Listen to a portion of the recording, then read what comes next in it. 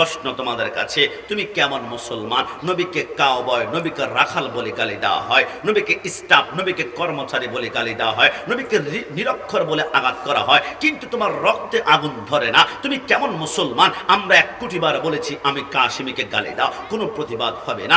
মাকে গালি দাও, প্রতিবাদ করব না। বাবাকে গালি দাও, সবার করে থাকবো। কিন্তু আন-নাবিয়্যু আওলা বিল মুমিনিনা মিন আনফুসিহিম, my prophet, my soul, my prophet, my heart, my prophet, my love, my prophet, my life. নবী আমার জান, নবী আমার প্রাণ, নবী আমার কলিজা। সুন্নিদের কলিজায় কে হাত দিলে ওই হাত মুসলে ভেঙে বের হবে।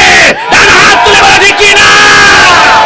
সব জায়গা ছাড় দেওয়া যাবে, কিন্তু মদিনাওয়ালার প্রেমের ক্ষেত্রে কোনোদিন ছাড় দেওয়া যাবে না। না, কেউ যদি নবীর বিরুদ্ধে কটূক্তি করে, আজকে থেকে মনে রাখবেন, সে কটূক্তি করে নাই, তার পরিচয় প্রকাশ করেছে। তার মা একজন, বাবা কখনো একজন হতে পারে না। বাবা 2 জন, না হয় 3 জন। অসংখ্য পুরুষের মিলনে তার জন্ম হয়েছে। সন্তান অবৈধ, কারণ বৈধ সন্তান রাসূলের বিরুদ্ধে কটূক্তি করতে পারে না, পারে না, পারে না।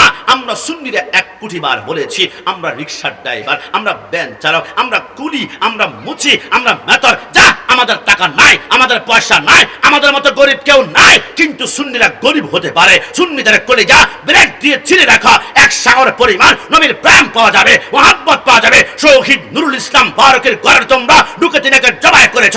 সুন্নিরা প্রমাণ করেছে, সুন্নিরা জীবন দিবে, ঈমান কোনোদিন বিক্রি করবে না। ডান হাত তুলে বলো ঠিক কি না?